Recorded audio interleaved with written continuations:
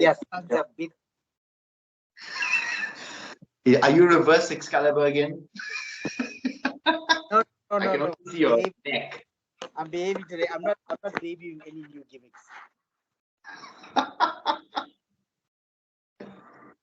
Fuck, Wes. Warn us before you put your camera on. Shit, man. What the hell is going on? Listen, at least I don't have to look at your nipple. That's all I can see on my screen is your nipple. Oh, there's your big ugly head.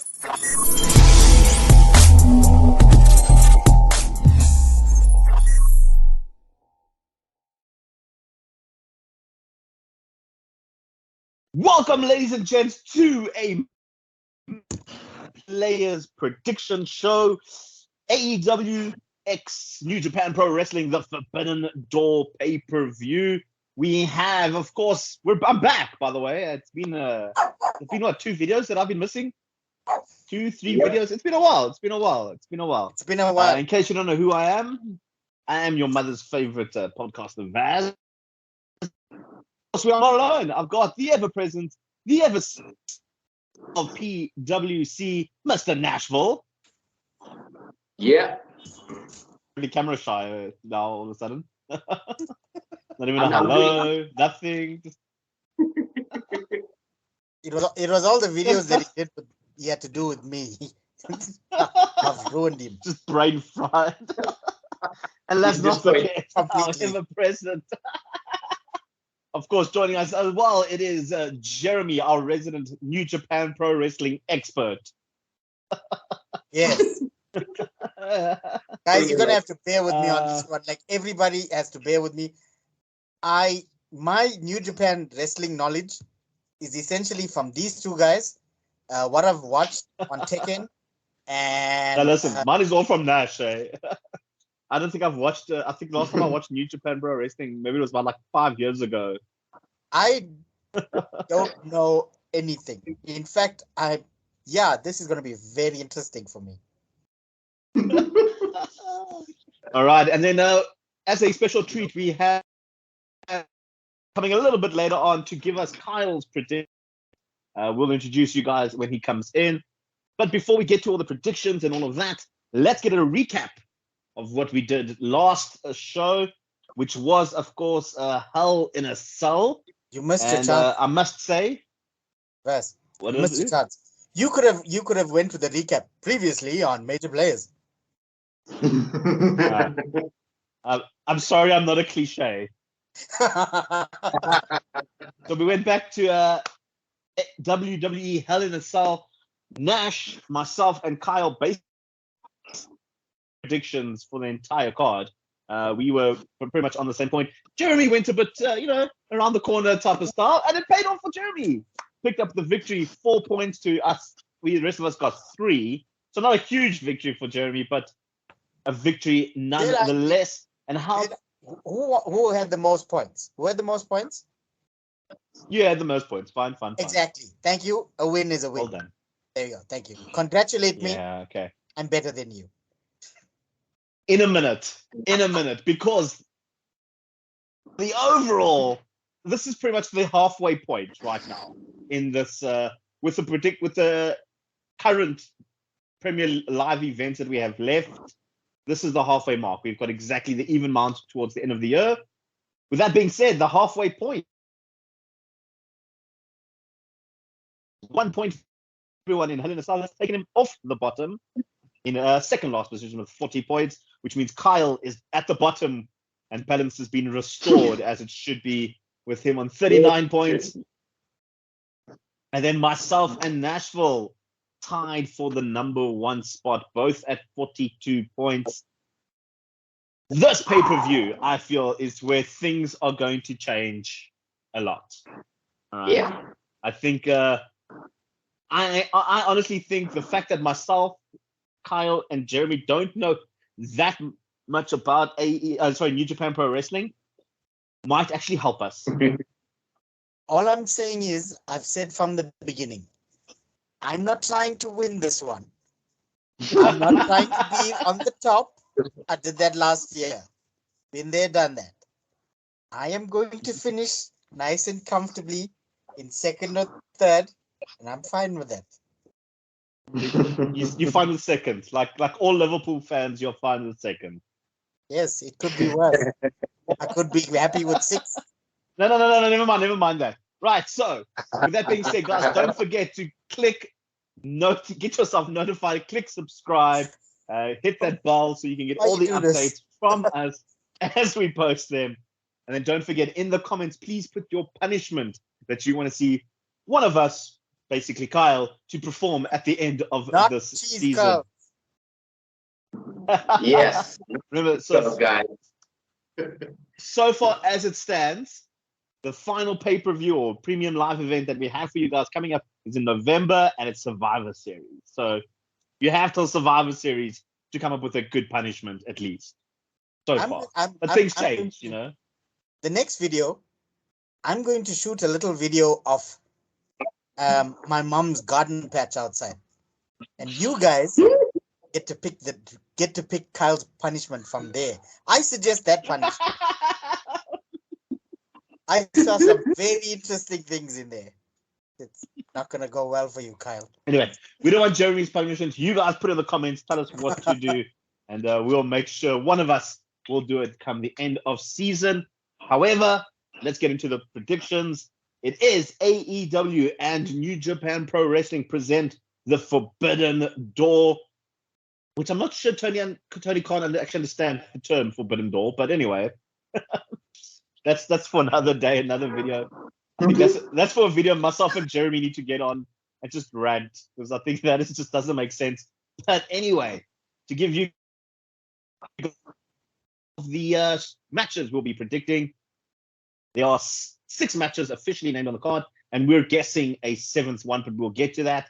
So we've got on the card going up is John Moxley versus Hiroshi Tanahashi for the interim AEW World Championship match. We then have the Les Sex Gods, which is Chris Jericho, the Wizard, which is Chris Jericho, and the Spanish God, Sammy Guevara, with Minoru Suzuki in their corner as well, and Tay Conti at ringside. They're going up against Eddie Kingston, Wheeler Yuta, and Shot in a 6-man tag team match. We then have the overrated Will Ospreay taking on freshly squeezed Orange Cassidy for the IWGP United States Heavyweight Championship. And that's going to come and bite me later on, I can promise you that. Oh, we yeah, also he's then right. have the AE Championship match, and that's Thunder Rosa taking on Tony Storm. And lastly, on the official matches, we have FTR, which is Dax Howard and Cash Wheeler, the Ring of Honor champions taking on United Empire, which is Great O'Khan and Jeff Cobb, and they're the IWGP champions, versus Roppongi Vice, which is Trent Beretta and Rocky Romero, and that is a 3-way winner takes all tag team championship match.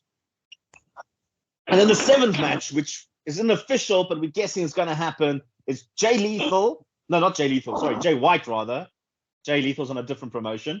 Jay White, who is the heavyweight champion for New Japan Pro Wrestling, and he's either going to go against Adam Cole or Adam Page.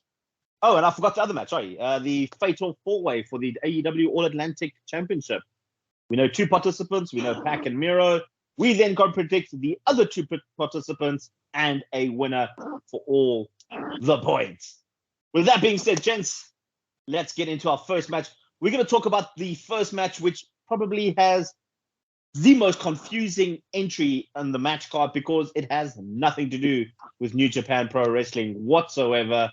We'll start off with the Women's AEW Championship match, which is Thunder Rosa taking on Tony Storm.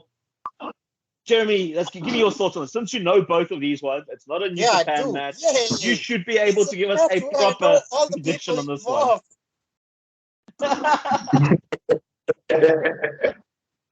Guys, my ignorance, see this one going? I hope that you find my ignorance charming, at least a little bit, through this whole thing. But anyway, Thunder Rosa versus Tony Storm.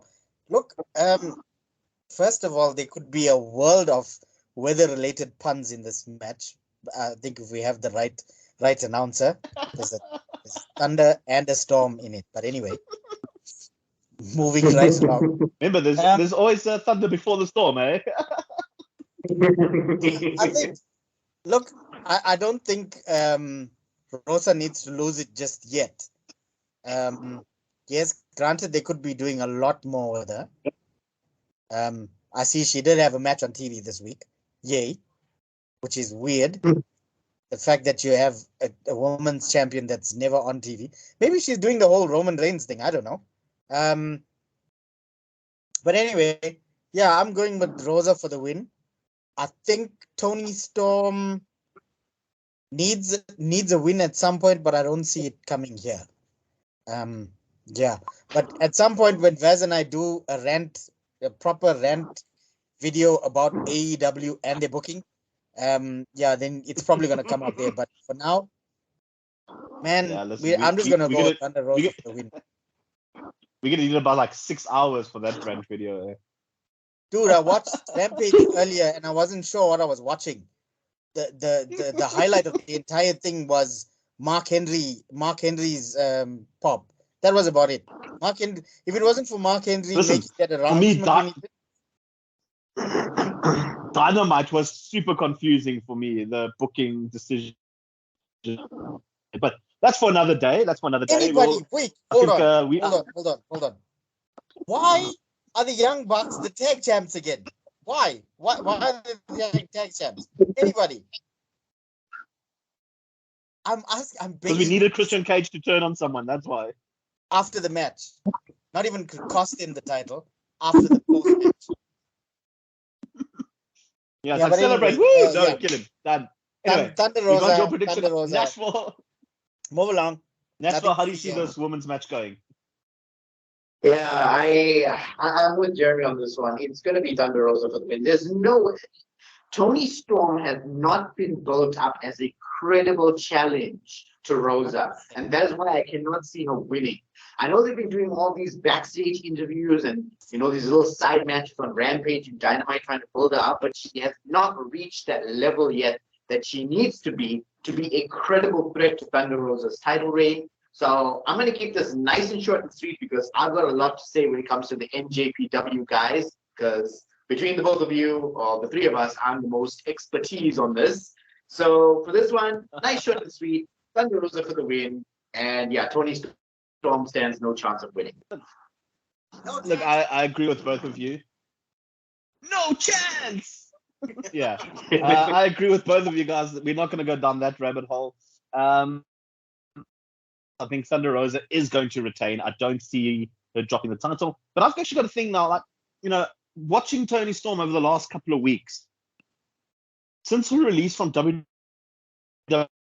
and I was a big fan of Toni Storm, even before WWE, when she was still working the independents, as they put it. And her run in NXT UK was fantastic. Yeah, I'm a fan of Toni But it Storm just as well. Not for other reasons, though. Yeah. For me, though, since she's come to AEW, it's like Toni Storm has taken like 4 steps back as a wrestling competitor. It feels like she's not on the level of where she used to be, back in NXT UK. Look, and a lot has to do with SmackDown. I mean, she was horribly booked in SmackDown. That was probably one of the worst booking ever in Toni Storm's history. But I mean, watching her in AEW, it's been like I'm watching a green talent. It feels like I'm watching someone wrestle their first match every single time. Yeah. Okay, I'm gonna make. I'm sell gonna make well. a- Like, what's happening? Do you think, in light of everything that's happened with Vince in this past week, that joke that she had with Charlotte Flair, do you think there was more to that joke than we actually saw? Listen, Yeah. Let's leave that and move right along. Purposes that I Let's just cannot leave that explain. For purposes I cannot explain, we are not going to get that into this on this YouTube video. We're just going to move aside. We got our special guest. It's a close friend of mine, and I think really close friend of Kyle's as well. He's going to be. So, ladies and gents, give me a sec. Let me introduce you. Let me introduce you to our predictor for Kyle. He's doing the predictions on behalf of Kyle, guys. So this is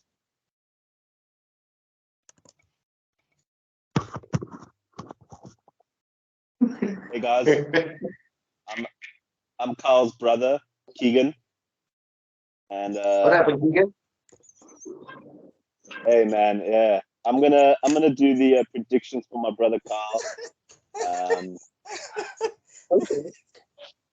He's a bit busy at the moment, but I'll have to just do it for him. And he's busy playing softball somewhere today, so I'm gonna step in.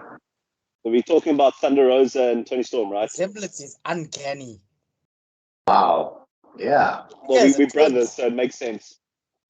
Yes, we Yeah, are it's brothers, kind of like so it does make sense. kind of like when I saw Ezekiel. I thought it was Elias at first, but then he explained he was his younger brother. So yeah, makes sense. Exactly. I'm the younger brother. I'm Kyle's younger brother, Keegan. So, yeah. So basically, it's Thunder Face versus Thunder Thighs. But I've got a question though. Why is there no New Japan wrestler in this match? Why is it Tony Storm facing Thunder Rosa? It just doesn't make sense to me. because Thunder Rosa hasn't managed to reach the Britt Baker reign. You know, I feel like she's living in the shadow of Britt Baker's reign, which is quite a division on a view on the AEW roster. Comes to the women's division, is that you can just see, you know, so much holes in their division. The fact that Thunder Rosa can't get over as a champion just proves it. And for me, you know, Tony Storm, she can't move, she can't sell, she can't even walk straight to the ring. I have no idea why she's in the title picture. Yeah, but you know, her getting her first shot at a pay-per-view called Forbidden Door, that's quite cool for Tony Storm, I guess. But yeah, I think Charlotte's going to lose in the end, and I think Thunder Rosa will retain. Personally, I feel like Britt Baker should maybe get the title, or you know, if you know, in the ideal world, they could always put the title on Alexa Bliss. That would be quite nice. Just have her be the champion of everything. I think is the best way to go with this one. You're right. You're so right. 100%. Yeah, thanks, Keegan, for that. Yeah, that's cool, man. Like, it's nice to have Keegan, yeah, Carl's younger brother. So who did Jeremy, Keegan you're right there. Who did Keegan pick, just by the way? He said Thunder Rosa to return. Oh, okay. Sorry. Yeah, he did say Rosa. Yeah. He said Rosa to retain, but he feels like Alexa Bliss should be champion anyway. Yes. She's a champion of our hearts. Yeah. 10 seconds later. I have been anticipating, I've been excited for, and for no obvious reason. I just like, you know, I like six-man tag matches. And that is, of course, Les Six Gods, the greatest wizard in sports entertainment, teaming up with the Spanish god himself, Sammy Guevara, and New Japan Pro Wrestling's own Minoru Suzuki, which I know Jeremy actually knows who he is. Jeremy actually likes him. He's watched a couple of his matches. And they taking on the trio of Eddie Kingston, Wheeler Yuta, and Shota Umino. Let's jump straight into this with Keegan's predictions on behalf of Kyle. Let's see how he feels about all of this stuff. Keegan, are you there? Yeah. Cool. Seamless costume change. Don't make me break character. All right. So yeah, I know Vaz is a big Jericho fan, and he hasn't been really shy about it. But honestly, I'm more of a Tay Conti fan. Instagram, so that's always good. I know the guys always joke that I've got a type and everything, but let's face it, you can't not like Tay Conti, right? This match is the reason why I don't know half the people in the match itself. I've watched literally only 2 people in this entire match. I have no idea who the other guys are. No idea who Umino or Kingston or Yuta is, or even Suzuki. With that being said, I guess I'll have to go with Jericho because that's all I really know. His team, basically it's Chris Jericho and Sammy Guevara with 2 guys that look like Naruto characters. And let's face it, nowadays Jericho wins any non-high profile match, so that's always good. And I'm probably thinking Jericho picks up the win and Tay Conti helps them, by distracting someone. Maybe Sammy Guevara actually makes the pin and Tay Conti shakes her ass and distracts somebody and they pick up the victory. So that's a Carl's prediction on behalf of Keegan. Look, for me personally, I think this match is probably going to be one of the best matches on the card. No, I'm just kidding. Listen, I know I'm a huge Jericho fan. You guys know I'm a huge Jericho fan. I love what he's doing with the whole wizard thing. I think it's fantastic because it's Chris Jericho. The thing is, if you give any other wrestler a gimmick to be a wizard, it'll probably be the worst gimmick. But the fact that Chris Jericho has this gimmick, the wizard, it is fantastic and we all love it, right? And to argue my point, imagine if you had to give the wizard gimmick to, say, Randy Orton. It'll be stupid. Give it to Kenny Omega, it'll be stupid. Give it to Adam Page, it'll be stupid. Give it to John Cena, it'll probably be funny, but stupid. You know what I mean? Chris Jericho has that sort of capabilities of making a wizard good entertainment. I mean, he made a pen freaking amazing. All right. Fun. Nobody can click. Exactly. Nobody can click a pen better than Chris Jericho. And somehow he just got that gimmick, a list. He got a list over. And that is the genius of Chris Jericho. And that is the genius of Yas. Okay. We in South Africa, so it's Yas, not Jazz. It's Yas. That is the genius of the. Yes, man. Yes. That is the genius of the. I asked you that the day that they debuted them. I didn't ask you that. All right, that's the genius behind the Jericho Appreciation Society. All right, he's bringing some guys in. Not really loves Chris Jericho. It's to bring up guys. The comedy side in wrestling. That's what he wants, I think. That is the idea, to show that you can be a comedy character and still be taken seriously. Mm-hmm. Okay. And let's face it, Jericho has done that better than anybody else. I think the only other good comedy character that I can think of that actually went over was probably the Hurricane. And I mean, the most he won was a hardcore championship. All right. So it can be done, Maybe for like Jeremy's time, Doink the Clown, he was quite over as a comedy character.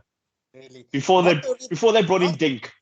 Not the original Doink. You know what I'm talking about. The original Doink was actually quite bloody terrifying. Actually. Sorry. And this is somebody with a clown. Was that better for you? Sorry, who? Shockmaster. Man. My kids watched that clip the other day. They were like, please explain to us in detail what happened here. How old I felt. You can't. You know how old I felt. What you saw is what happened. There's no explanation. You cannot. But that's what happened. I've digressed a little bit on this one. Going back into the match, I will say this. I think this kid has got potential to be a big player within the wrestling industry. I'm just a little bit disappointed of how AEW is booking him, because he's supposed to be part of the Blackpool Combat Club, but he hasn't actually wrestled any matches with any of those members, right? Like, in my opinion, he should be helping John Moxley at this pay-per-view, not teaming up with Eddie Kingston, and it makes no sense to me why he's just being thrown randomly around. And I mean, he's even had a whole bunch of random matches on New Japan Pro Wrestling. It makes no sense for me why they've split him away from Blackpool Combat Club, but he's supposed to be part of it. But anyway, with this prediction and all of that stuff, I am going to go Jericho Sammy Guevara, and going to be a hard-hitting match. Someone's going to bleed because it is AEW and New Japan, so someone will bleed in this one. Suzuki is in the match, so expect a lot of chops. Expect a lot of hard hits. I think him and Amuno actually have a bit of a history as well when it comes to one-on-one matches. They've had some. No, Nash is going to agree with me. Don't worry. They've had some big hits. I think. I could be wrong. I do remember reading this somewhere. But anyway, that's my prediction. Team Jericho picking up the victory, and I think it's going to propel them forward. And hopefully, to bring in those trios tag team championship I'll be looking for. We don't want an all-Atlantic championship. We want a trios championship. Anyway, Nashville, give me your thoughts. Yeah, I think while you and Keegan over there were talking, I have been writing down some stuff on my stuff, and I gotta give my props to Jericho for this because Vaz, you just made a list because you keep saying all of the New Japan names wrong, and I have to keep on shaking my head and telling you how to say Minoru Suzuki, okay, and Shota Umino, not Umino, not. I don't know what name you gave Minoru Suzuki, but you came up with a different name over there. So try and get the names right. You're the host of the show. Take the ropes, all right? In Vass's defense, I was saying it as the same way you'd say the name of a popular shaving blade. So yeah, that's what I was thinking. But anyway. Yeah. Next you're gonna tell me. Listen, I'm not Japanese. Next, I don't pronounce his name, so forgive me. Next, Jeremy's going to tell me that he thought Minoru's surname was the name of a car. That's what he's going to tell me next. Bike. It's a bike. Same thing. Bike, eh? Same difference. Everybody knows it's a bike. Come on. Everyone knows it's a bike first and then a car. Calm yourself. And next time Keegan comes on, Vaz, can you please ask him what happened so that we can just finally get the answer to the question. I'm surprised that Keegan freaking referenced Naruto and not Dragon Ball Z. It just goes to show what kind of generation he comes from.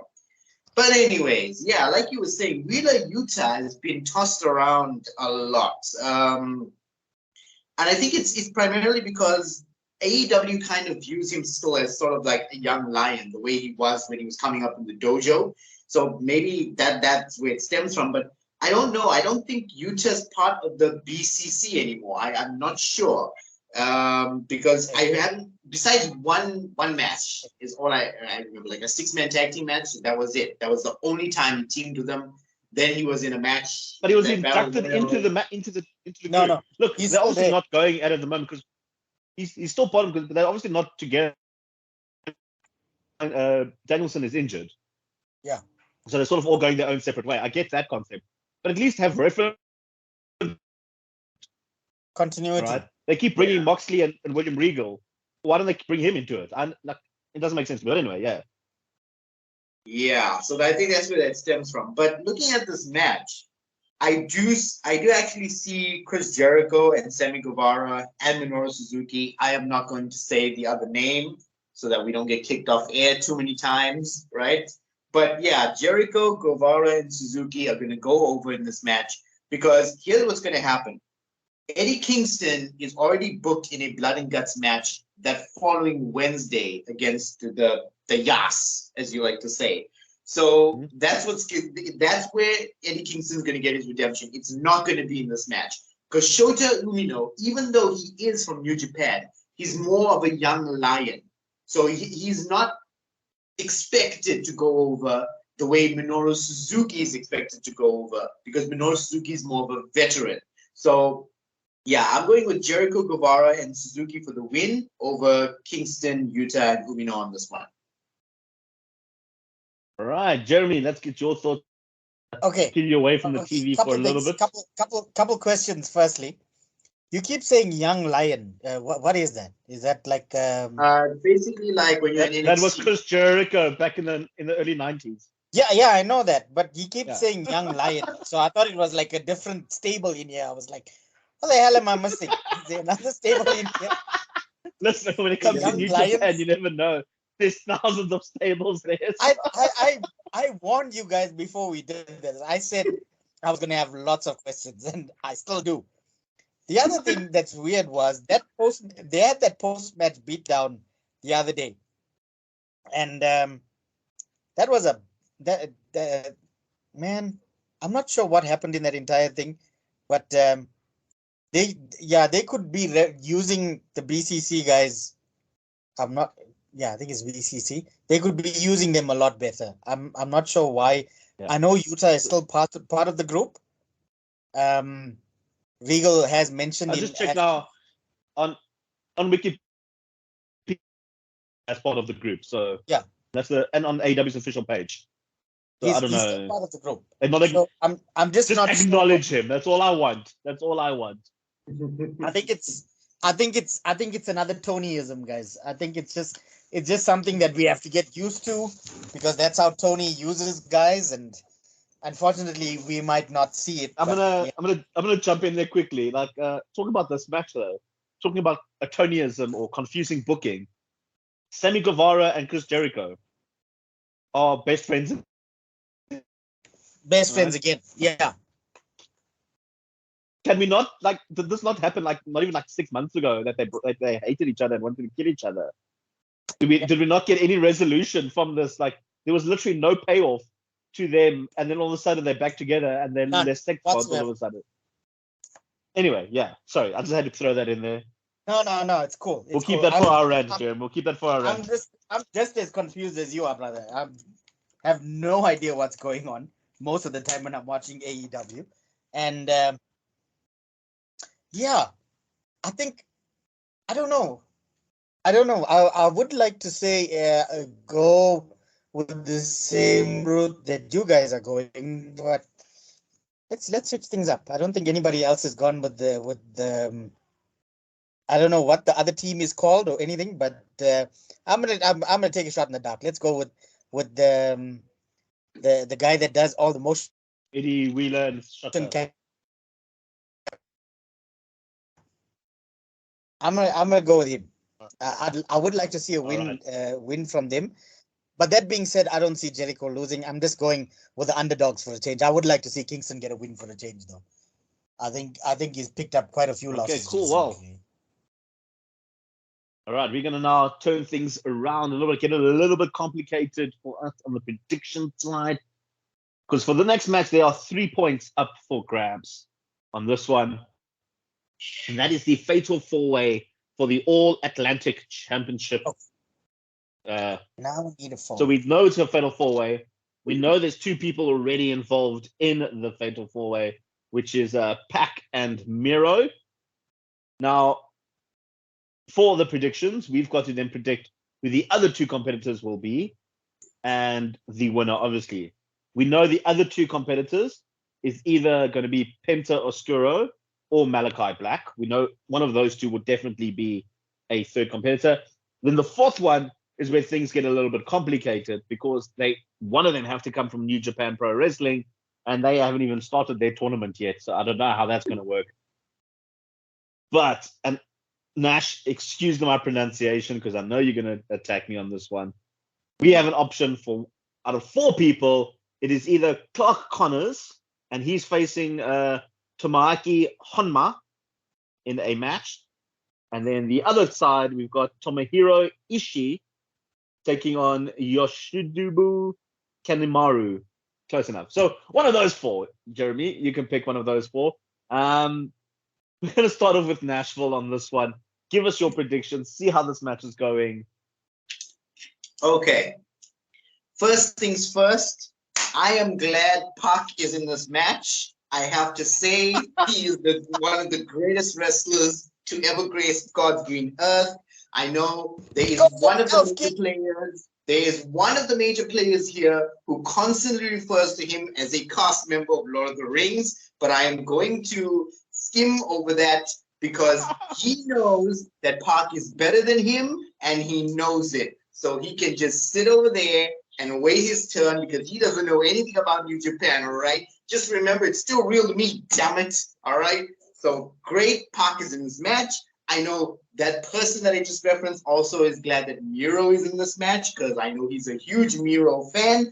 I never have been personally. Nothing against the dude. Great performer. I'm just not into powerhouses. Now, I'm going to predict my two guys first that are going to come in. I do not see Penta Oscuro in this match. It's going to be Malachi Black.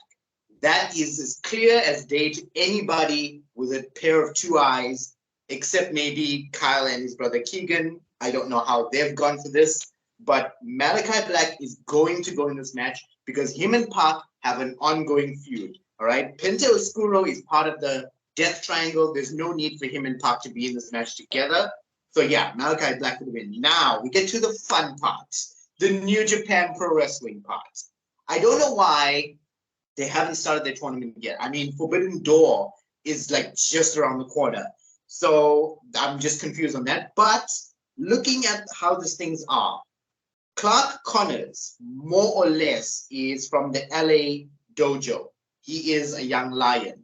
For those who don't know, a young lion... Not a stable, Jeremy. Not a stable. It's not a stable. When you refer to a young lion in New Japan, it means you're a rookie. You're sort of like in NXT, except you're in development still. So that's what a young lion is. So for the viewers and for one of the major players who don't know, that's basically what it is. So I like Clark Connors as a performer, but I don't see him going forward.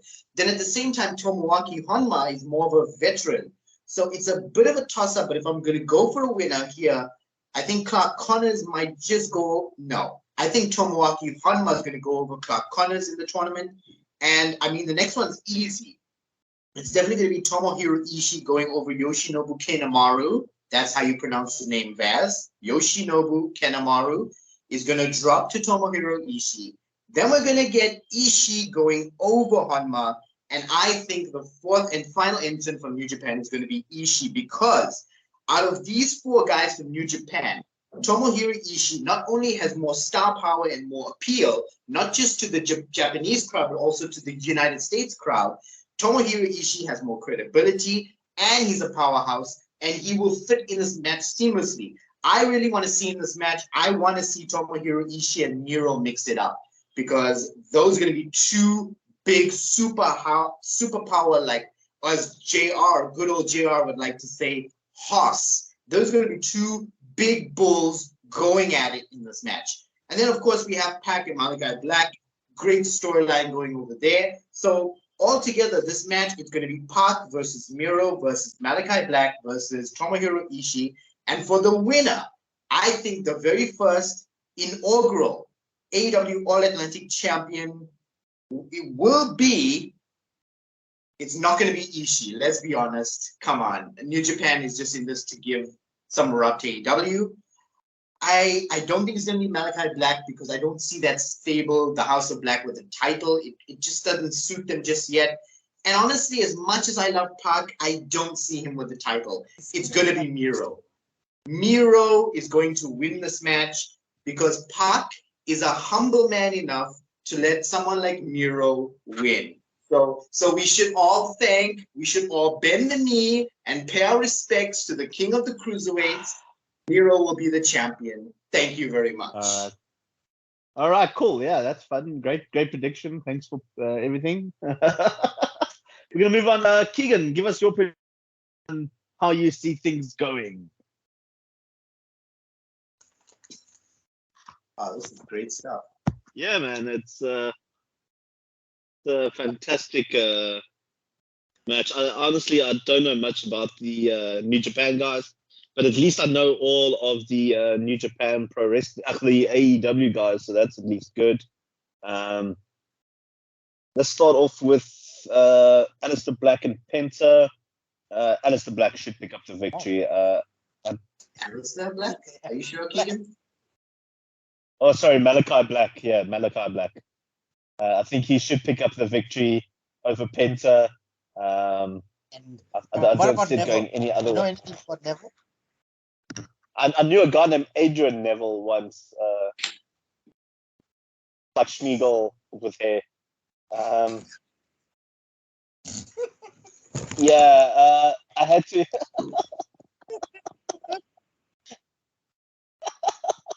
Oh, this is hilarious.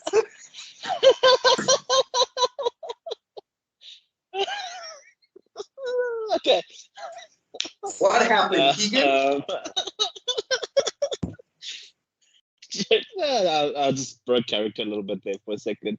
For the New Japan side, I had to do a quick Google search, and turns out Connors has fought once in AEW before, and he's undefeated in AEW. I'm gonna pick him to go through. So that's good for him. For my winner, I'm gonna have to go with Miro on the win. He's probably champion out of all the four of them. He's held gold already in AEW. He was a TNT champion, so that's good for him. It brings credibility, I guess, to the All Atlantic Championship. And I'm ready for Rusev Day to come back. I think it's time. Although, yeah, I think he should be the champion going forward. Yes, well, that was Keegan's thoughts on this whole situation. Let's go to Jeremy. Jeremy, give me your thoughts on this. How do you see this? Do you agree with Kyle and saying Pac looks like Schmiegel with long hair? It's not Smeagol. It's actually, he looks like one of the elves. And if you go and you watch any of the Lord of the Rings movies, you'll know that I'm right. You'll know that I'm right. And I probably don't have that pic anywhere close. But anyway, there's one specific picture where they've got him garbed out in like this purple cape thing. He looks like an elf. There's nothing. Him without a beard, he looks like an extra from the Lord of the Rings. Nope. I've heard enough of this. I will not stand for the greatest wrestlers to be called an elf. Okay? You know who was an elf? That Enzo Amoron. He was an elf. Why? I just realized something. Elves are pretty light on their feet. He probably could be one. That's why he's able to do all the stuff. Give us your prediction rather instead of Okay. That's an open wound. I'm gonna walk past it for that stuff. But look, the only name that I know from the New Japan guys, I've heard the Ishii name before. I'm not sure about the other names, so I'm just gonna go with him to go through to the actual Fatal 4-Way, and I see Miro as being the most credible person to hold that belt. Somewhere along the line, Malachi Black and Park are going to take each other out, and the pin is going to come. Is going to come from the New Japan guy. Yeah, Miro is going to pin him or submit him or something in there. I would like to. That being said, I would like to see some gold at some point go around the waist of Park. I mean, I'm not sure what they're doing with this whole death triangle thing, and I really hope that Alex Abrahantes doesn't become a druid ever again. It's disturbing. The guy sells.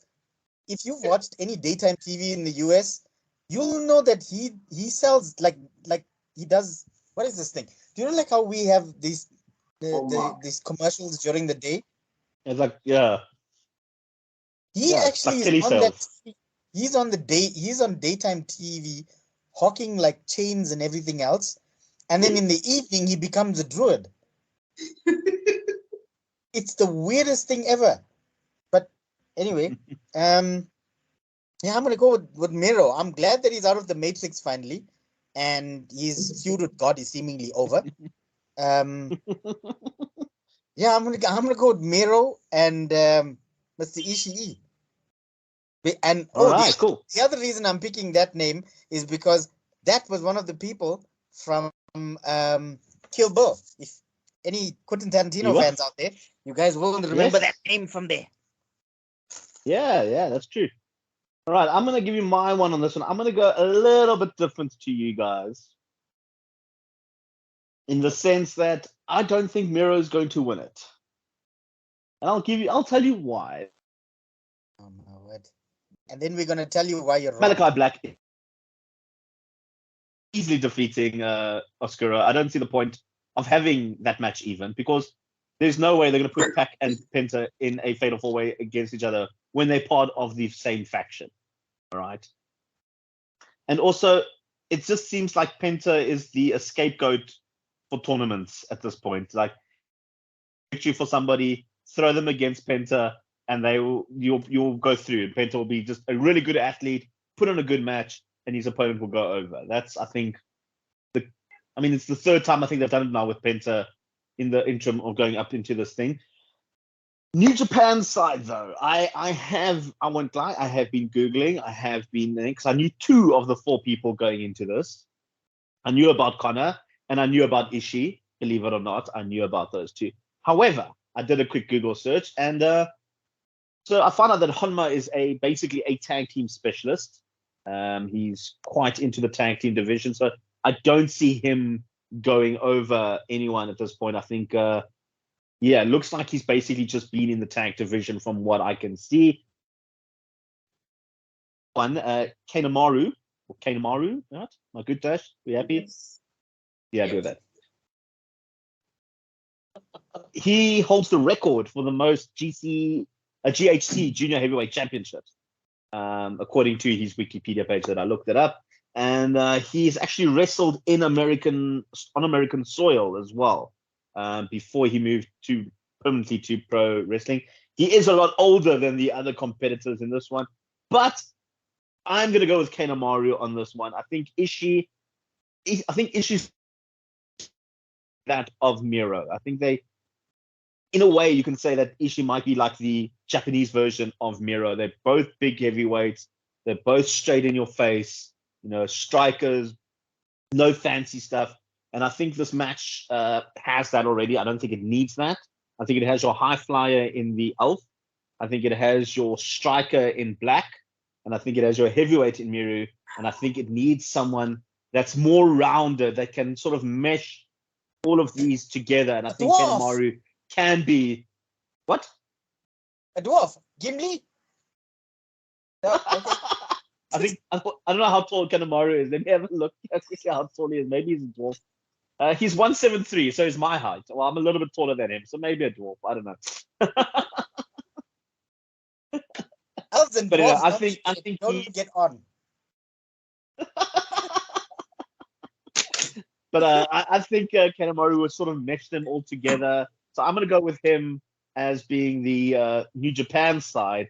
As for the winner, like I said, I don't think Miro is going to be the winner. I think I'm going to go, and I know Nash will be happy with me on this one, I'm going to go with Pac to win this one. And the reason behind that is I see Pac continuing their rivalry over the Atlantic Championship. I think it's going to be the focal point of... They've reached a point now in their rivalry where there's not much left else. I mean, they're both one up each other. Like it's sort of become a plateau. And I think throwing in the championship will help elevate this rivalry, and not just for Pac and Black. I think it's for the Death Triangle and for House of Black. I think it could be a better storyline going forward. The thing is, Miro doesn't really have anything at the moment storyline-wise in AEW. All right. He's just come out of the Matrix, as Jeremy puts it. He's made his peace with God. He needs to find his feet again. And I don't think at this point it's necessary for him to have a title, which is why I'm going with Pac. I think as much as we give him, I like Pac. I do. I've always liked, when he was Neville, when he was Adrian Neville, I enjoyed Pac. I think he's a great, even when he was just known as the Bastard, he was fantastic.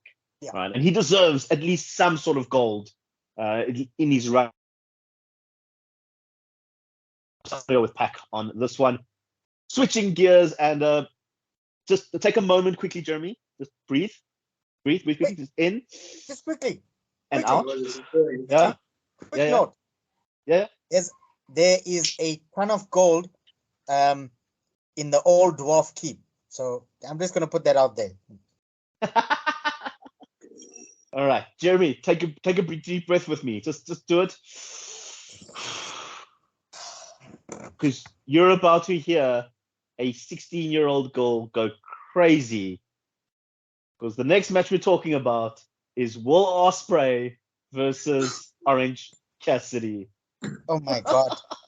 I'm not going to say much about this. Can I go first? Just to get it off? Yeah, you know what? I'm going to let you go first. I'm going to let Nash go last so you can build it up. We can build up the suspense. Once again, guys, it's Will Ospreay, the champion, taking on Orange Cassidy for the IWGP United States Heavyweight Championship. This is the stupidest thing that AEW has ever booked. How can they book Orange Cassidy against Will Ospreay? Well, the man literally kicks another man in the shins repeatedly. That's his. Woo, look at me. I've seen Will Ospreay wrestle. This is gonna be quite weird, but I'm on the same page as Nashville for this one. I do not get the booking. This makes no sense to me. This man beat Adam Cole with essentially a hug. It makes no sense. He beat Chris Jericho via orange juice. This makes no sense to me. This match is stupid. Will Ospreay should be in a match with somebody that's deserving of him. Yeah, but let's just get that.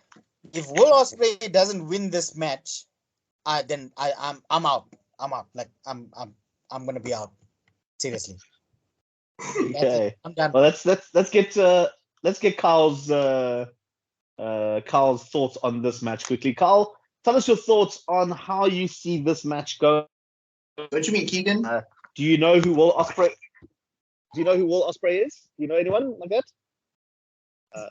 Just to clarify, I am Kyle's younger brother, Keegan. I am not Kyle. For this match, I'm not Kyle in any way. Any way, shape, or form. I am Kyle's younger brother, Keegan. What happened, Keegan? Yeah, this. So I do know who Will Ospreay is. He's the guy that makes Nash. And Cassidy's the dude that has his hands in his pocket. So this basically looks like a Pornhub spin-off, really. Never watched any of their matches. Seen Cassidy on TikTok a couple of times, so that's at least nice. New Japan probably needs a win on this pay-per-view, so I don't see Cassidy going on as a Japan, so that's that. And you know what? It'll be a nice birthday gift for Nashville, so happy birthday, Nash. Hope Ospreay does win. It'll be lovely. Well, there's some interesting thoughts there from Keegan. Sorry, my mistake. It's Keegan, not Kyle. The younger brother of Kyle, Keegan. Before we get to Nash, let me give you my thoughts on this one because, yeah, what is that, Jeremy? Keegan, Kyle, I'm just confused. This is as bad as an AEW booking. This is. We try. So look, you know what? I agree with Jeremy 100% on this one. This is probably one of the dumbest booking decisions in the history of AEW. Will Ospreay should be in the main event against Kenny Omega. That's where you should have the two main guys. And I get Kenny's injured. I get CM Punk is injured. So you pick your next best big thing, okay? MJF is available. Why not have Ospreay and MJF? He's injured. Daniel Bryan's injured. So but he's fair still enough. Be on the John card. Moxley was available. Bryan's not on the card. You guys know what I had to say about Moxley's comment about I'm the greatest pro wrestler. Damn it. Okay, never mind. But the thing is, I'm saying they have so many more top draws than Orange Cassidy. Okay. Cassidy, for me, I like Cassidy. I like his gimmick, but he's never going to be a main eventer. He's never going to be the man that's holding the AEW World Championship. All right. Cassidy at best is an all-Atlantic champion. That's as far. He's a mid-card champion. That's as far as he's going to go. 24/7 champion. Let's not get twisted here. Orange Cassidy is a 24/7 champion. He just doesn't have the belt yet.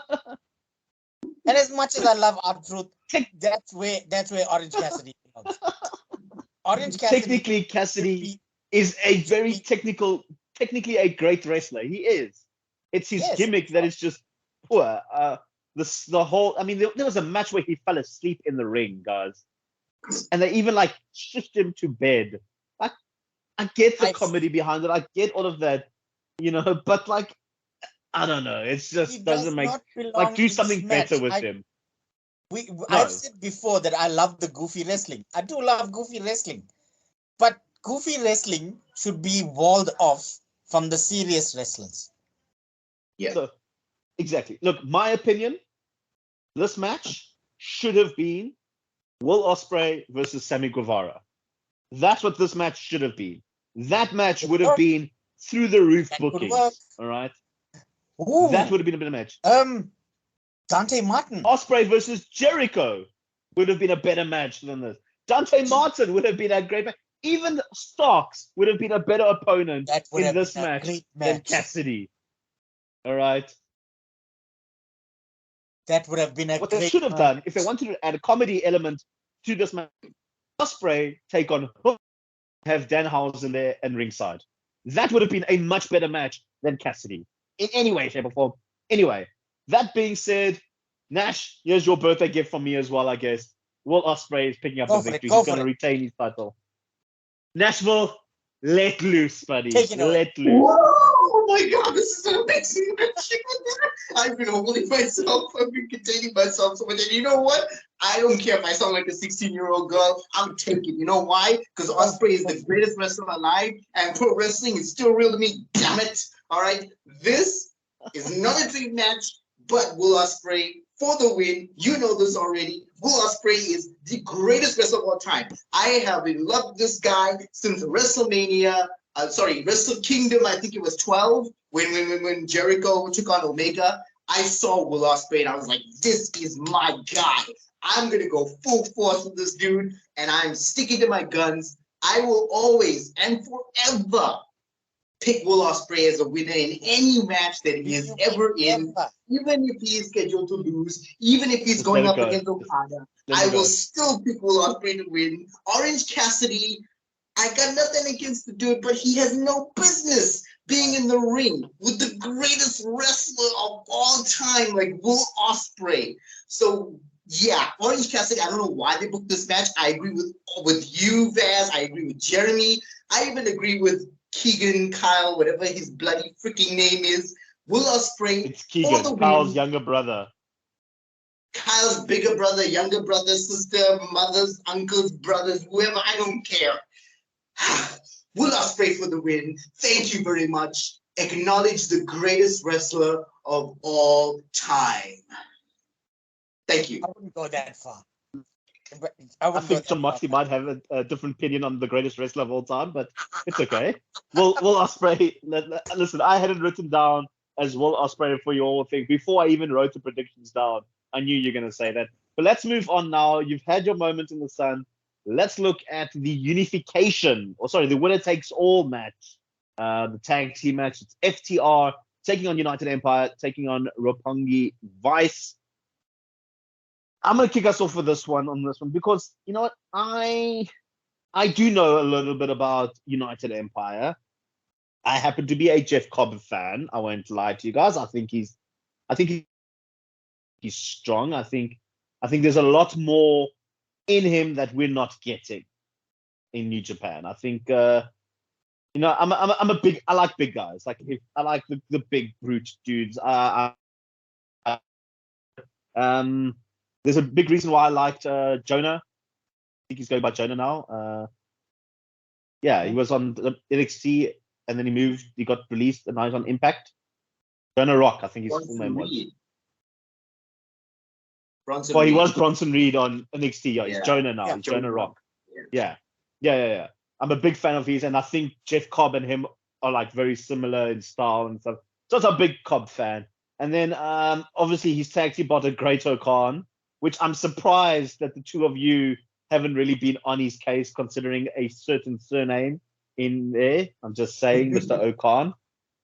Even though he's not one of your brethren, his name is still very misleading for a certain country. But with that being said, I think the two of them are quite solid. I think they're quite good together. I was a bit interested to know why the AEW Tag Team Championship wasn't included in this as well, though. I mean, if you're going to have a winner-take-all match, you've got the Ring of Honor. And no disrespect to Romero and Beretta. I feel like the Young Bucks, since they're the champions, would have been a better fit in this match than them. Okay, to be honest, they have really no position in this match because they're not a champion. They're not even in contention for the IWGP Tag Team Champion. Yeah. They weren't even like mentioned in their storylines going forward. They were literally just like, we need two guys that wrestle in New Japan that sound American. That's what we need. And then they found two of these guys, and they're like, cool, we'll add Trent Beretta, who was on AEW, by the way, as Trent ? And then just suddenly disappeared. Trent, yeah. And Rocky Romero, who also I think was on AEW for a little bit, or under Dark, he's been on or something. Yeah. He's been part of the Best Friends and Roppongi Vice and everything else for a while now. Yeah, but now the thing is that Roppongi Vice is somehow related to New Japan Wrestling. Yeah. But it's two guys that are from AEW that are representing them. Okay. It's like the whole Bullet Club thing. It's like you've got you've got literally bullet fragments everywhere. Yeah, it's very confusing. But anyway, with this match, let's talk about FTR. They are already the Ring of Honor champions. They have been very vocal as being one of the best tag teams in the world. I'm not a fan. I don't like FTR. I think they are boring. Oh, no, you don't like tag team wrestling. That's why. Yeah. Yeah, look, you guys know I don't like tag team wrestling, but I won't lie to you guys. I've been enjoying it a bit lately. I've been watching a lot more tag team matches. I've been enjoying it. Right? I have not been... I enjoy the ladder match on Dynamite. Express and Young Bucks put on a great match. Match-wise, what happened in the story was completely different, Jeremy. Okay, one thing I will say about AEW, their booking decisions, shocking. Absolutely. Shocking. Their match qualities, though, fantastic. Yeah. Watching those matches, like you can have the two most random guys together, and somehow they put up a 5-star match, and I agree with that. Like the Young Bucks and Jurassic Express put on a fantastic match. You know, it was a great ladder match. I know Nashville loves ladder matches. I don't like tag team wrestling. I enjoyed that match, right? I think if the Hardys were in there, you know, if Jeff wasn't so, you know, driving recklessly, I think it would have been so much better. I'm not going to mention any more on that.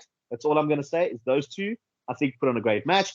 That's why I feel the Young Bucks would have been better in this match. I think the Young Bucks would have meshed well with United Empire and FTR, but Roppongi Vice comes up instead. With this being said, though, I don't see FTR dropping the Ring of Honor titles to a New Japan stable.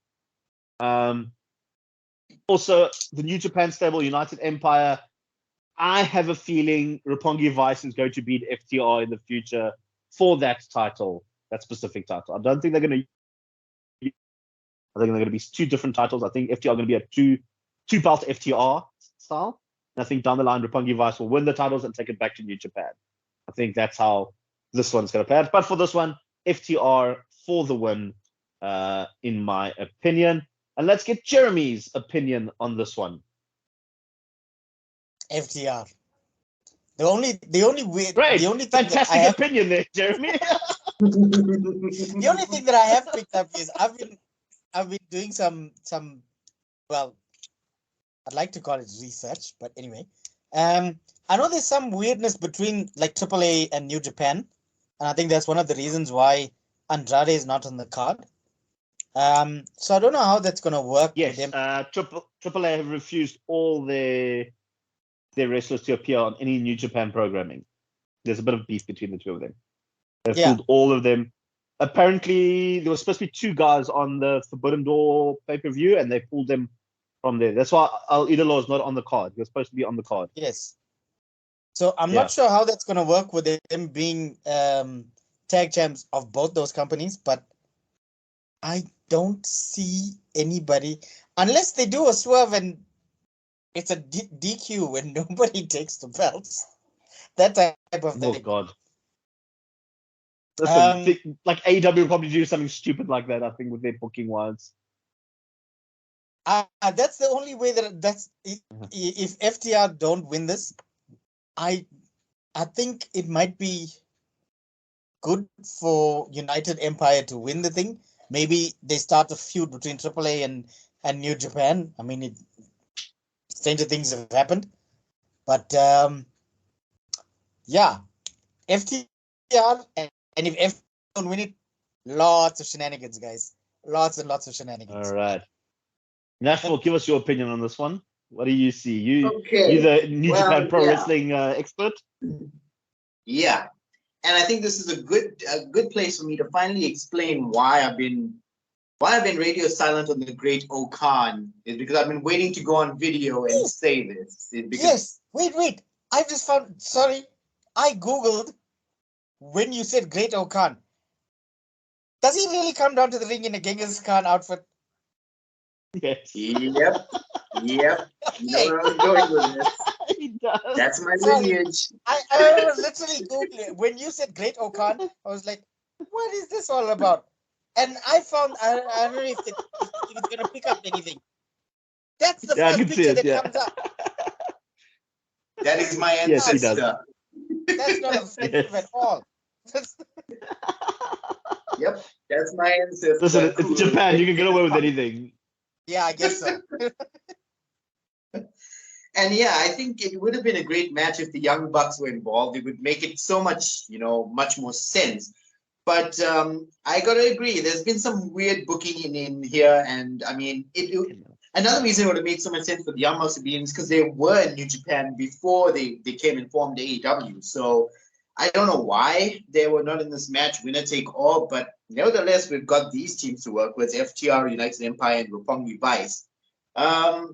I'm looking at Roppongi Vice because Trent Beretta appears on AEW a lot more than he does appear on New Japan, but he does cross the pond at times. So as much as I would like to say that Trent Beretta and Rocky Romero win, because it would make so much sense because FTR with the IWGP and the Ring of Honor, I mean, that means they would have to cross the pond a hell of a lot more than they usually do. Then you got United Empire. Having them win the Ring of Honor titles makes absolutely no sense whatsoever. And then, I mean, I'm looking, it's a toss-up. It's not going to be United Empire. It's going to be either Roppongi Vice or FTR. But if I had to choose one or the other, I'm going to go with FTR because they have much more credibility in the sense that they can carry both the IWGP and the Ring of Honor tag titles. And they can finally say that, we are the top guys. We are the ones, we hold both the titles. We're the greatest tag team of all time. We've proven it. We've cemented it. Yada, yada, yada. They can go on. And I think down the road, if they're holding both the Ring of Honor and IWGP, one would like to think that they're going to take on the Young Bucks, probably at All Out. And we're going to have them win both the titles, all three of the tag titles there. So I'm going to go with FTR for the win on this one. I'm sticking with Jeremy and Vaz. I see Keegan's already here. Let's hear what you have to say. What happened, Keegan? Hold on. Nash, correction. 4. There would then be 4 titles because they have the AAA titles. They've got the Ring of Honor titles. Then they would have the IWGP tag titles. And then I have a feeling that the Young Bucks end up with all of these belts at some point. Yeah. Definitely. It's going to be like all 4 sets of these belts at some point. It's going to be like Ultimo Dragon in the 90s. Mm-hmm. What happened, Keegan? What up, Keegs? I'm Keegan, Carl's younger brother. I don't have much to say on this match. I actually didn't know it was happening, to be honest, until this morning when I checked the match card. You know what wrestling is? I don't watch wrestling, but my older brother Carl does. But with regards to this match, based on what you guys said and little notes that Carl gave me, my older brother, I'm going to go with Roppongi Vice to win this one, in the sense that they are the link between AEW and New Japan Pro Wrestling. They've been on both shows. They mix and match together. I think it makes more sense for them to be traveling across the pond to Japan and coming back to AEW. FTR have enough belts. I know who they are at least. It's in a minute, Jeremy. Let me just say my piece. I know who they are. WWE, they were a good tag team. A bit misused, I guess, but they were okay. I have no idea who United Empire is. It's nice to see that some racism still exists in New Japan Pro Wrestling with the whole Genghis Khan thing, which is fantastic. But yeah, I'm going to go with Roppongi Vice on this one, solely on the fact that I think maybe it's a chance for them to get the young guys over. You know, Trent is a very good tag team wrestler, and I don't understand why he hasn't been featured more in AEW. So maybe it's an opportunity to build a young star on both brands, on both New Japan and AEW, bring up a younger talent. I mean, the tag team division on AEW, as good as it is, it's focusing on 3 teams. In the last 3 months, it's been either Young Bucks, FTR, or Jurassic Express. The other tag teams in that division been wrestling on other promos, hardly ever on AEW. Obviously, they don't exist anymore for the time being due to suspension and all that stuff. But yeah, I think Roppongi Vice, I'm going with them to win this one. What do you have to say, Jeremy? I can see you got a lot there. You can lay it on me. I'll deliver the message to Kyle, my older brother. You mentioned that they'd be traveling back and forth between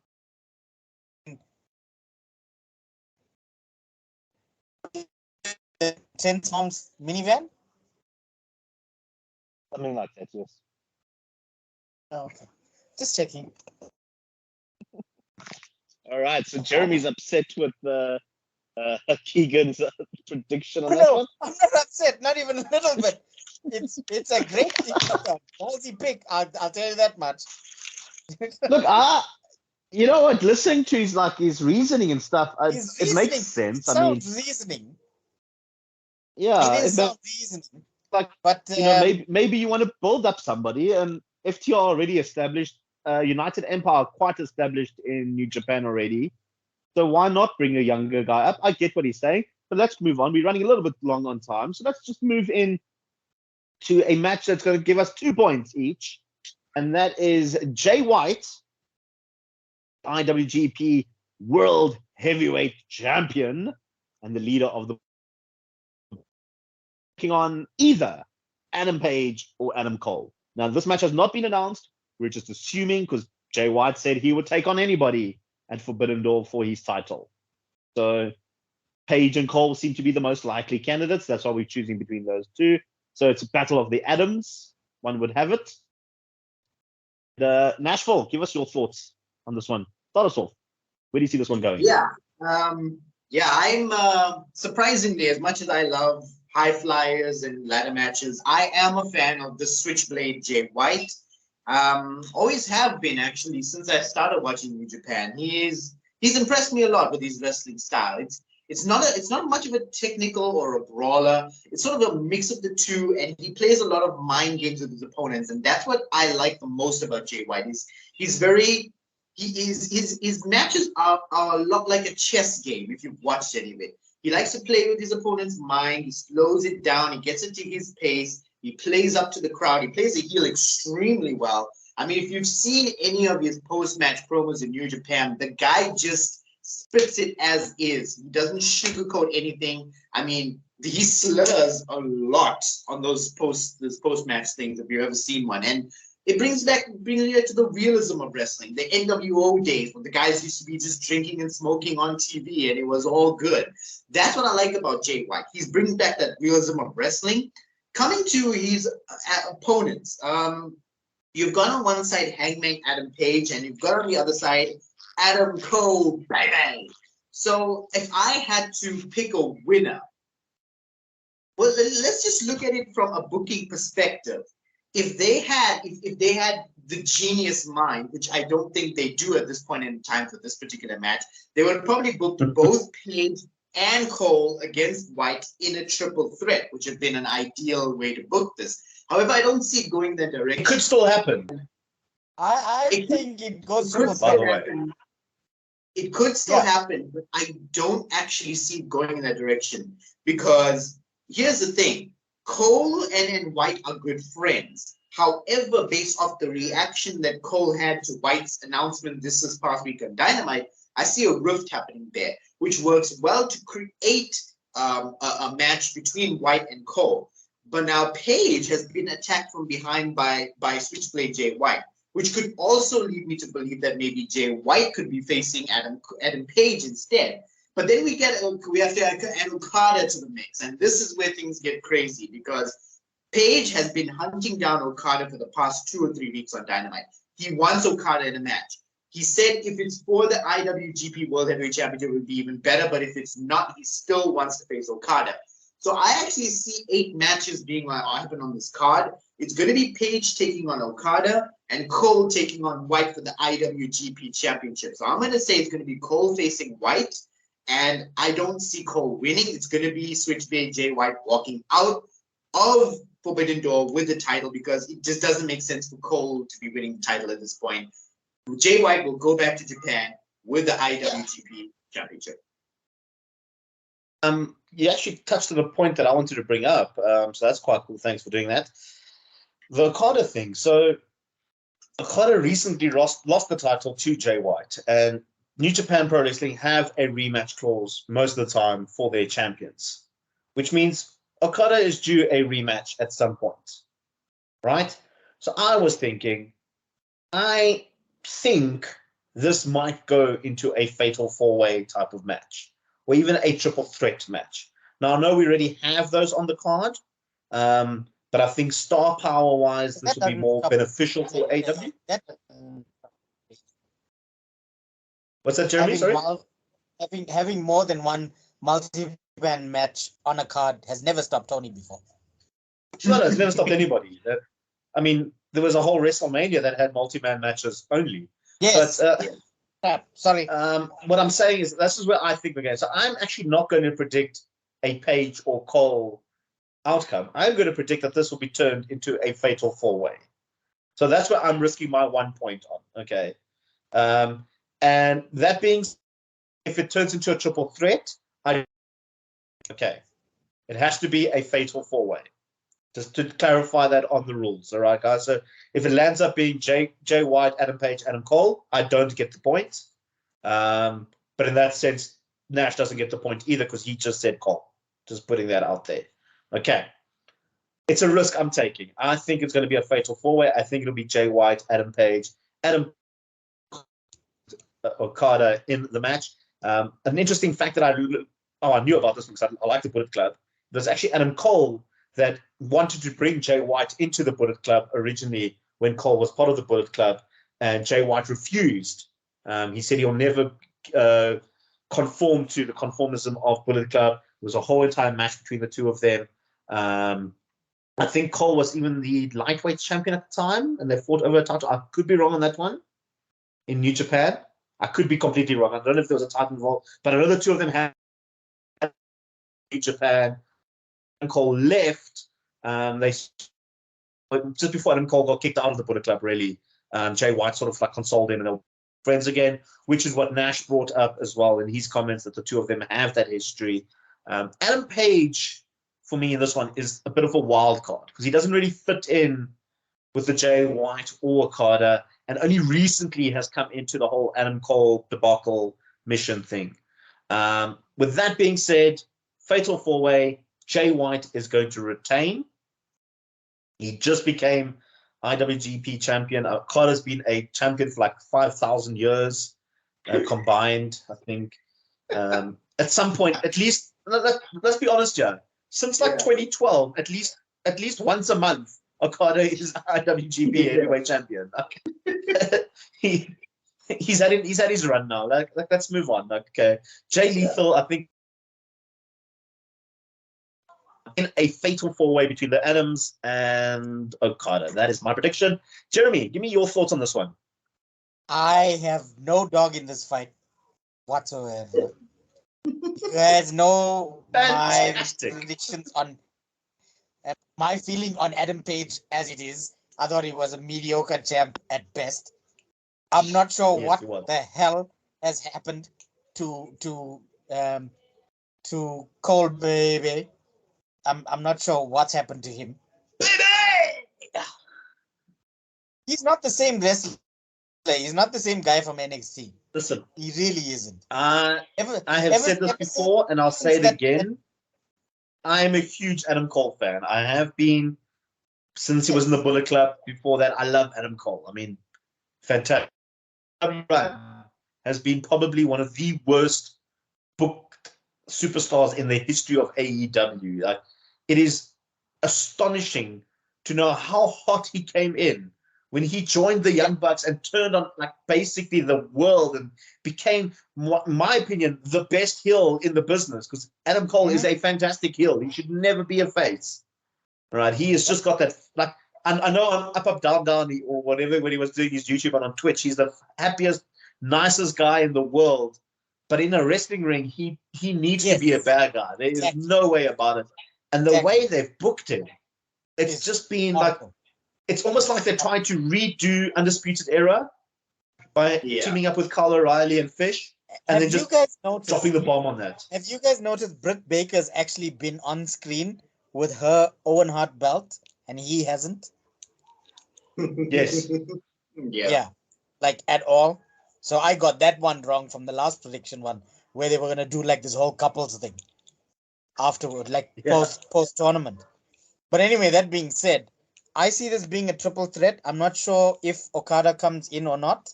I'm going to go with the whole triple threat thing. And I see Jay White probably pinning Adam Cole to retain. I'm sorry. I don't think AEW know exactly what to do with Adam Page at this point. I see we have a guest. Yeah, I don't think they know what they're gonna do with him at this point in time.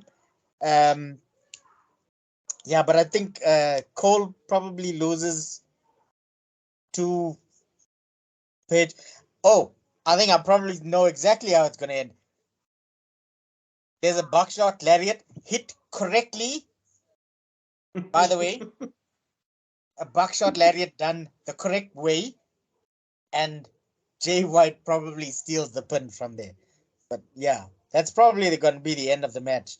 But yeah, I'm out, guys. This is another head scratcher. I also want to give my opinion quickly on this match.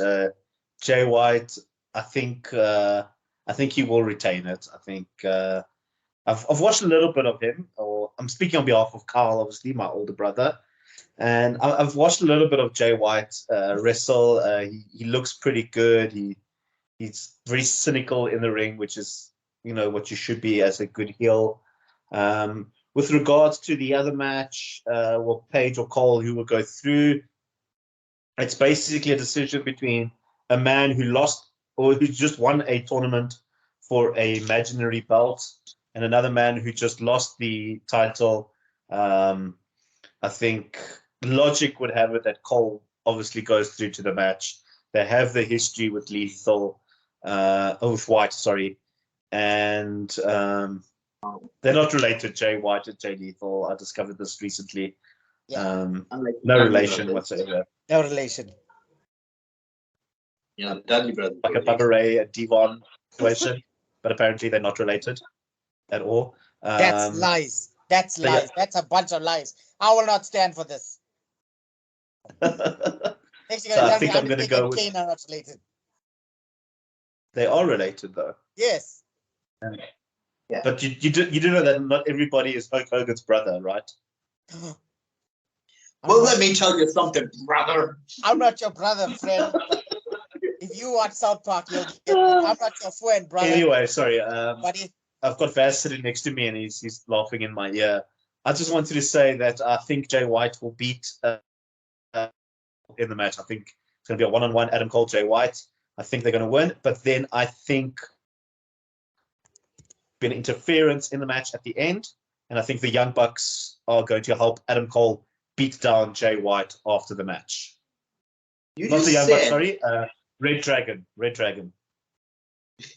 You just before you go, Keegan, you just said that Vaz is sitting next to you. Can you shift the camera? I want to see Vaz and you in the same picture. That'd be great. So we know, right? He's just gone to the bathroom quickly, but we'll make a plan one day. Okay.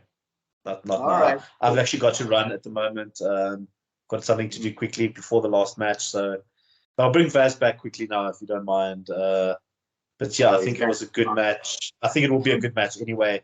Jay White and Adam Cole. I think it'll be fantastic to watch and all that. Right, I'm back, guys, and it's time for the final match there. Thanks, Keegan, for just covering him there. Just had to use the bathroom quick. Our final match on the card, it is for the interim AEW champion, which, let's face it, booking-wise makes absolutely no sense. Why you'd have an interim world heavyweight champion when your champion is injured and cannot continue. It makes no sense whatsoever. What we're going to do is when CM Punk comes back, we're going to have a champion versus champion versus, a unified match like WWE did with the Cruiserweight titles. And when we had Jordan Devlin and Esco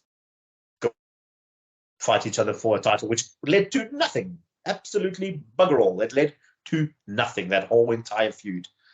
Yes, Jeremy, I saw your hand in a minute or two. We're going to talk about this one. It is Jon Moxley taking on Hiroshi Tanahashi, who I know actually, but before I get to that, let's give Jeremy an opportunity to talk about the greatest professional wrestler in the world and Jon Moxley. You're on mute, by the way. I can't hear a word you're saying. I think it was actually good that that first part was muted.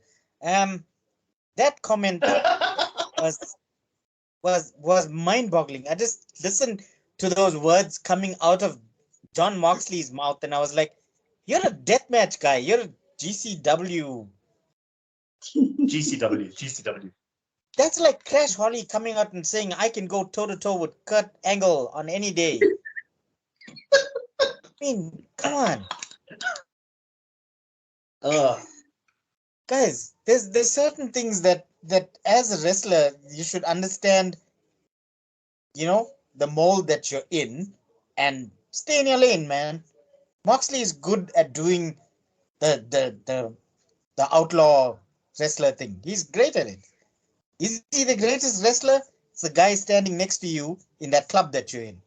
That's the guy that's the greatest wrestler as far as I'm concerned. So you're picking Moxley to win? Unfortunately, I think Moxley is going to win it. Unless Tanahashi comes up with a better tailor that can help him out with some suits or something.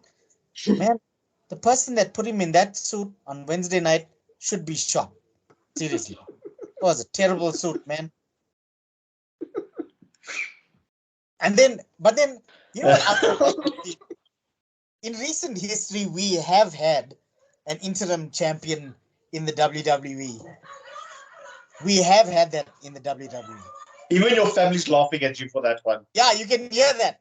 It's going on. Yep. It's just kicked off on the other side. But yeah, so I can't be that long.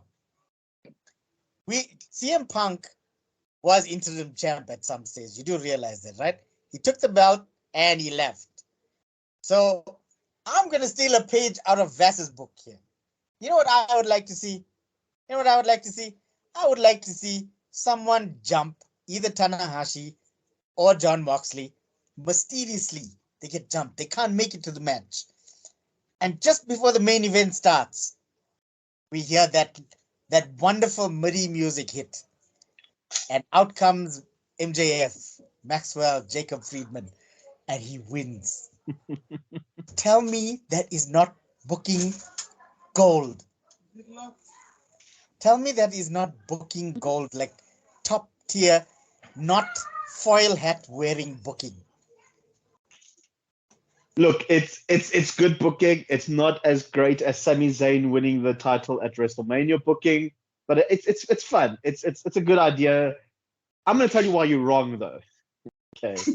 I like the concept of one of them not making it, and I'm going to predict, if I had to pick this concept, I'd say Jon Moxley would be the one not going to the ring. Yep. Stage or something, beaten up, taken out. But instead of MJF coming out, it's the return of Kenny Omega. Oh, That would be better. That would be Okay. better. That would be Yeah. incredible. That would be good. But That anyway, would be really good. that would be great because really. Tanahashi and Yes, I know Omega history. have a lot of history amongst them. They've got a ton of history, But is almost as Omega- much is as Omega and in that Okada. type They of have a match lot.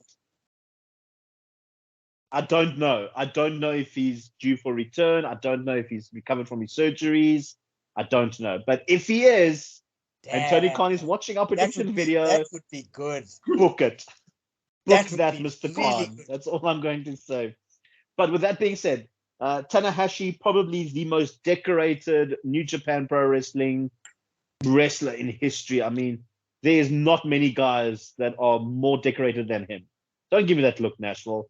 All right, I know what I'm talking about here. I know who Tanahashi is. I'm surprised you do. Three-time tag team champion. He's like a four-time United States champion. He's had like 20 heavyweight title reigns. Yep.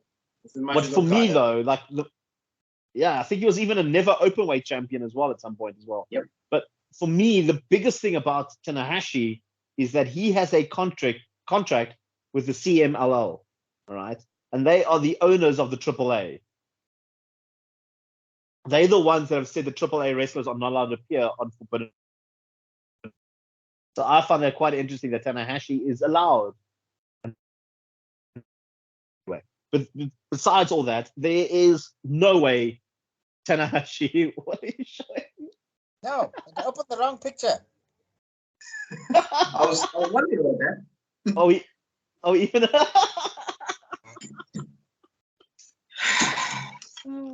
All right, so Tanahashi, as decorated it is, I don't see him being in AEW much longer than what he currently is in. I mean, it's time to cross the pond and go into American soil and become a household name on American soil. I know he did a little bit in Ring of Honor. Ring of Honor went down I think just before COVID. He didn't have the same impact than in Ring of Honor, if I remember correctly. But maybe it's his opportunity.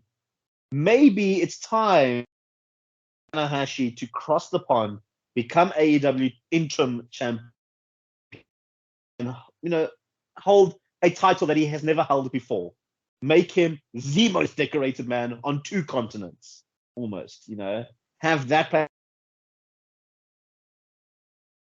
Earlier, I was saying maybe Kenny Omega comes back in. Maybe Tanahashi wins the interim. Omega's only ready to clear about a month's time. Omega Tanahashi on American soil at the next pay-per-view, which will be probably one of the biggest matches AEW ever hosts. I think the next pay-per-view is All Out or Fighter Fest, one of those two. I mean, All Out is a perfect position for Kenny Omega versus Tanahashi for the interim AEW championship.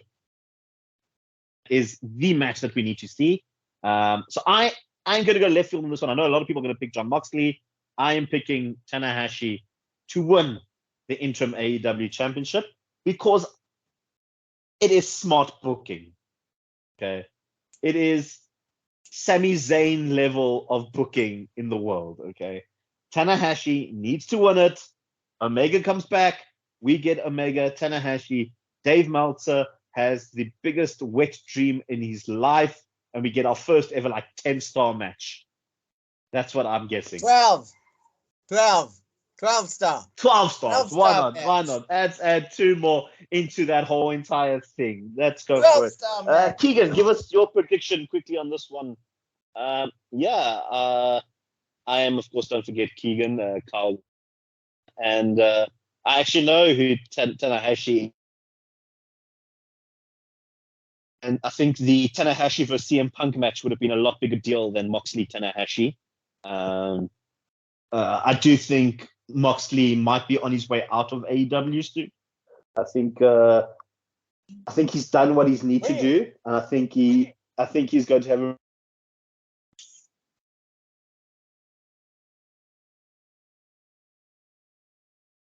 Well, don't say we didn't warn you. He broke the internet. Sorry, I got cut off there. I don't know what happened. Yeah. Crappy thoughts ruin internet connections. Kids. Don't say you didn't that's- see it. We've warned you. Anyway, but going back to this match, I'm not sure if it counts, but if Moxley wins, does he become the first ever two-time AEW champion? Does it count if you're an interim and a world champion? I'm not sure. First time. It works like that in the AEW seems to borrow heavily off like the MMA guys, and it does work that way, unfortunately. Okay. And then Moxley will become the first ever two-time AEW World Heavyweight Champion. And I think Moxley will be bleeding at the end of this match as well. Just going to add Definitely. that little stipulation. So I'm going with Moxley to win this one. All right, cool. Thanks, Keegan, for your very, very insightful stuff there Wait, on behalf of your older brother, Kyle. do you guys realize What's wrong? if John Moxley ever took part in a first blood match, he would like lose like instantly. Imagine John Moxley versus Cody Rhodes in a first blood match. Oh, God. All right, we've left our Whoever beats New Japan resident for last. Nashville, give us your thoughts on the final match of the card. How do you see this one going? Yeah, before I go into that, I'd like to thank you all for your predictions because I'm going to have a talk with my uncle Tony tonight, and I'm going to tell him about the great booking ideas you all had, and I'm sure my uncle will be more than happy to put on the card. Kenny Omega, book it. Book it, AEW. So I'm Let going to Kenny make Omega be the first time to champion, not John Moxley. And Yeah. he actually deserves I it agree because with that. he's actually been in New Japan and AEW, and his New Japan thing is so much heavier in terms of history than it is He was in a bulk AEW. collector. So, Yeah. yeah, it would make so much great sense. But Vaz, I just gotta say, please stop with your Sami Zayn thing. I don't know where your tinfoil hat went. Every time you mention Sami Zayn, Yeah. that You were tinfoil hat. supposed to have that for the rest Yeah. of the year. All I'm Just saying by is, the way. all I'm saying is, Brock Lesnar is back. Brock Lesnar is back. No. Sami Zayn has an opportunity. I'm just saying. But Anyway, Brock that's Lesnar's we've back gone for on the for long enough. 500th time. We've gone on You for will long never enough. let that Give me one your go. prediction. This video's You'll gone on for never way let too long. Okay. I'm going to go with John Moxley for the win because it makes so much sense because he's in AEW. Hiroshi Tanahashi is New Japan. So I'm going with John Moxley for the win. And yeah, man, this is going to be an awesome match. So that's all I got to say.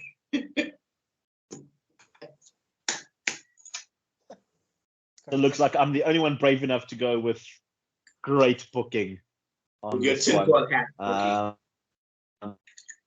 Listen, it's going to happen. Anyway, ladies and gents, that's all the time we have for our predictions are set now in stone. We will find out next week how we're doing because next week we're back with another prediction video. Yeah, so we've got money It's in gonna the be- bank, which And I won't lie. it's going to be our first ever time that we do the second prediction video for a pay-per-view because our first one was Money in the Bank last year. So we've been on for a yeah, year. we started. Yep. Yes, we've been on for a year. My word. Okay. Well, we'll see you guys again next week. Don't forget, ladies and gents, to click subscribe, hit the bell to get notified. You get all this amazing content. A huge thank you to Keegan, Kyle's younger brother, for helping us today on this video. You've been an awesome guy. Maybe work on your stage personality a little bit, get a bit more excited when you talk. I don't know. We can work on that one. Maybe don't try and look like Kyle a little bit. Maybe try and change your look a little bit. Don't wear a cap or headphones. I don't know, Keegan. Grow a beard. Well done to him. Thank you very much for joining us with our prediction. For me, though, your mother's favorite podcast, Vaz, and of course from our own legal eagle self, the giant with the squeaky voice, Jeremy, and data killer himself, Nashville. It's been awesome with you guys. We'll see you again on our next video and watch AEW Forbidden Door. Learn something about New Japan Wrestling so me and Jeremy know what we're actually talking about. Maybe for a change. We still would. We didn't actually do that rant video Oh God. Just make a plan and get together and make We it. need to do I that. think that's like We 6 need- hours of great entertainment waiting to We need, we happen. need Nash to come in just as a moderator, though, just to tell us, okay, that's No, no holds barred. That's what we should do. We make it like an over 18 video on YouTube just in case we get pulled. get Minute good at labels sound. Thanks once again, guys. Thanks for listening. Please, we'll check you again next pay-per-view prediction video from us and Chicken Grease.